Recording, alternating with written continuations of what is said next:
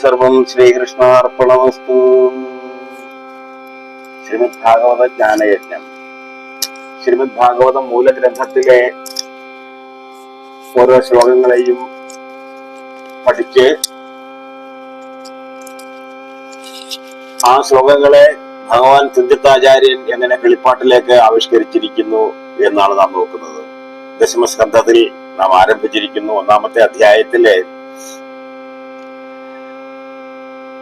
39-40 ശ്ലോകം വരെ നാം മനസ്സിലാക്കി. ഇനി 41-ാമത് ശ്ലോകമാണ്. സ്വപ്നേ യഥാ പശ്യതി ദേഹമീദൃശം മനോരഥേന അഭിനിവിഷ്ടചേതസഃ ചേതനഃ ദൃഷ്ടശ്രുതാഭ്യാം മനസാ അനുചിന്തയൻ പ്രപദ്യതേ തത്കിമപി അപസ്മൃതിഃ. സ്വപ്നേ യഥാ പശ്യതി ദേഹമീദൃശം മനോരഥേന അഭിനിവിഷ്ടചേതനഃ ദൃഷ്ടശ്രുതാഭ്യാം മനസാ അനുചിന്തയൻ പ്രപദ്യതേ തത്കിമപി അപസ്മൃതിഃ. ദൃഷ്ടശ്രുതാഭ്യാം, ദൃഷ്ടശ്രുതം, ദൃഷ്ടം കാണുന്നത്, ശ്രുതം കേൾക്കുന്നത്, അങ്ങനെ കാണപ്പെട്ടതിനെയോ കേൾക്കപ്പെട്ടതിനോ വേണ്ടി, ദൃഷ്ടശ്രുതാഭ്യാം അങ്ങനെ കാണപ്പെട്ടതിനോ കേൾക്കപ്പെട്ടതിനോ വേണ്ടി ഒരു പ്രഭുവിനെയോ ഒരു ദിവ്യപുരുഷനെയോ നേരിൽ കാണുകയോ അഥവാ കേൾക്കുകയോ ചെയ്ത് തനിക്കും അങ്ങനെ ആകണമെന്ന് ഉദ്ദേശിച്ച് മനസ്സാ, അതേ നിലവ് ഉൾക്കൊള്ളുന്ന മനസ്സിനാൽ, അതേ ആഗ്രഹം, അതേ ചിന്ത ആ പ്രഭുവിനെ പോലെയോ അല്ലെങ്കിൽ ആ ദിവ്യപുരുഷനെ പോലെയോ അല്ലെങ്കിൽ മറ്റെന്താണെങ്കിലും അതിനെ പോലെയോ ആകണമെന്ന് ഇങ്ങനെ നിരന്തരമായ ചിന്ത ഉൾക്കൊള്ളുന്ന മനസ്സിനാൽ ദൃഷ്ടശ്രുതാഭ്യാം മനസ്സാ കാണപ്പെട്ടതിനെയോ കേൾക്കപ്പെട്ടതിനോ വേണ്ടി അതിനെ തന്നെ മനസ്സിൽ നിലച്ചിങ്ങനെ ഇരിക്കുന്ന, അതിനെ തന്നെ ഉൾക്കൊള്ളുന്ന, ആ ചിന്തയെ തന്നെ ഉൾക്കൊള്ളുന്ന മനസ്സിനാൽ അനുചിന്തയൻ, അത് തന്നെ ഇടവിടാതെ ചിന്തിച്ചു കൊണ്ടിരിക്കുന്നവൻ.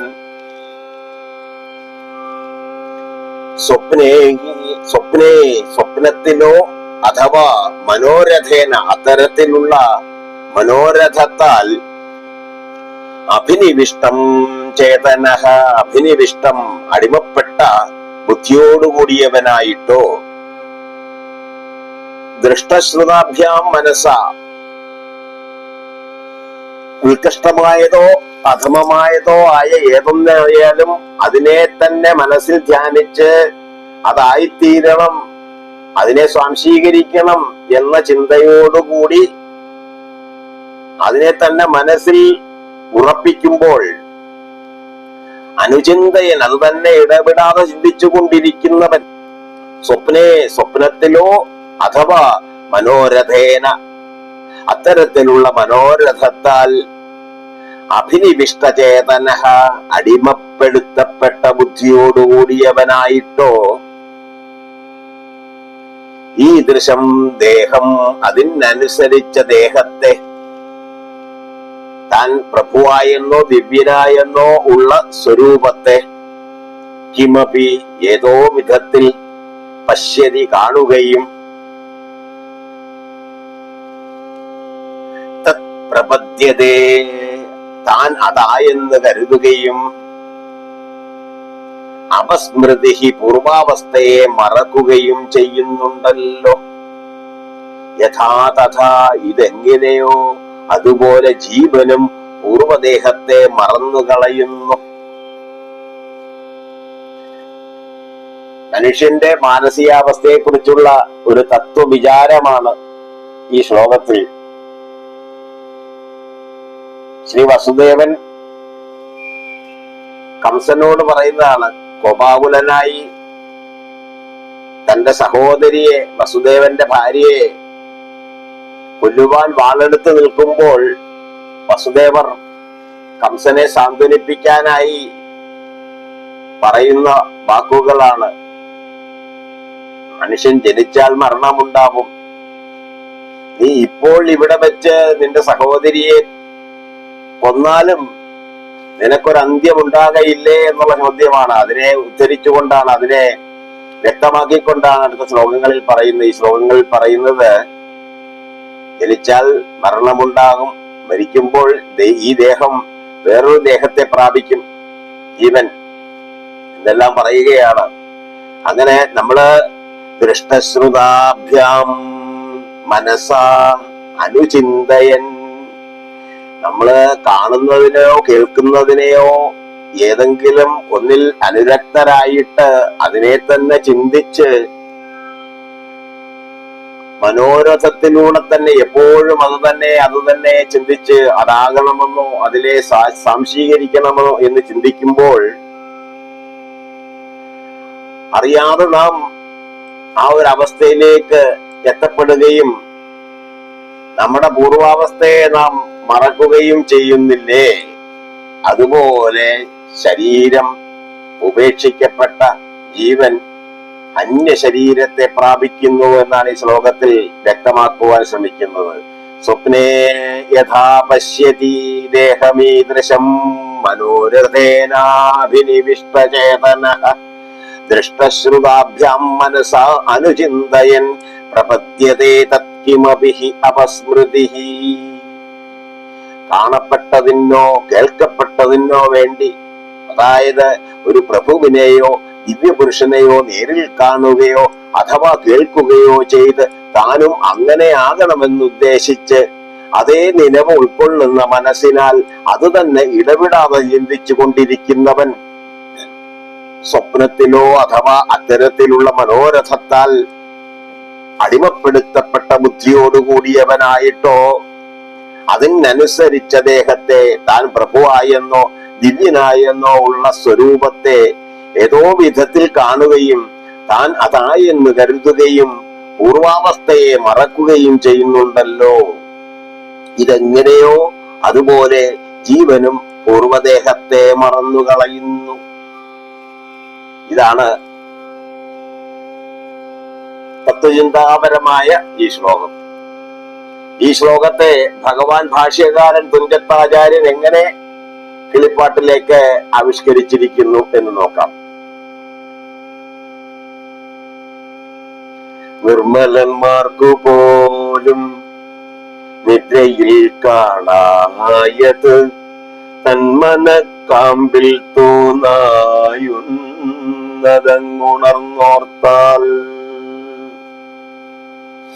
നിർമ്മലന്മാർക്കു പോലും നിദ്രയിൽ കാണായത് തന്മനക്കാമ്പിൽ തോന്നായുന്ന ഉണർന്നോർത്താൽ. തന്മനക്കാമ്പിൽ തോന്നായുന്നതങ്ങുണർന്നോർത്താൽ.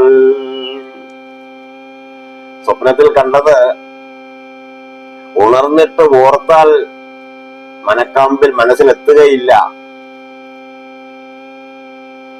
പിന്നെ അങ്ങതുപോലെ നിദ്രയോ മരണവും മന്നവ തമ്മിൽ തുരോം ആർക്കുമില്ലൊരു ഭേദം. അതുപോലെ തന്നെ ഉറക്കവും മരണവും ഇത് എല്ലാവർക്കും ഒരുപോലെ തന്നെയാണ്.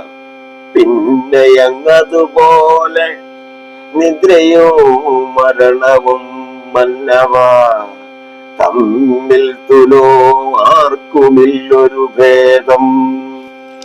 കർമ്മവാസനയ്ക്കൊത്തവണ്ണമേ മരിക്കുമ്പോൾ തന്മനോഗതികൾ എന്തൊന്നതായി വരും. പിന്നെ കർമ്മവാസനയ്ക്കൊത്തവണ്ണമേ മരിക്കുമ്പോൾ, അപ്പോൾ മരണസമയത്ത് അല്ലെങ്കിൽ മരണത്തോടനുബന്ധിച്ചുള്ള ആ ജീവിത കാലഘട്ടത്തിൽ എന്തൊന്ന് ആഗ്രഹിക്കുന്നുവോ, എന്താണോ തന്റെ മനോഗതികൾ, അങ്ങനെ തന്നെ ആയി വരും. കർമ്മവാസനയ്ക്കൊത്തവണ്ണമേ മരിക്കുമ്പോൾ തന്മനോഗതികൾ എന്നൊന്ന് അതായി വരും. പിന്നെ ജന്മനി മായാവശാൽ ആത്മജ്ഞാനാർത്ഥം തെളിഞ്ഞുന്മിഷിച്ചവർക്കോ കീടാവതല്ല നൂനം. ഇത് തന്നെയാണ് ദൃഷ്ടശ്രുതാഭ്യാം മനസാനുചിന്തയൻ എന്ന് പറഞ്ഞത്.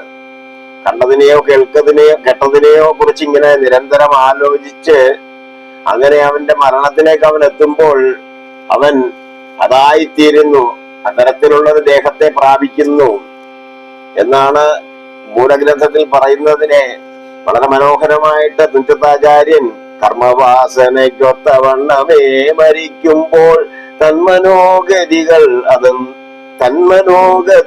എന്ത് ഒന്ന് അതായി വരും പിന്നെ.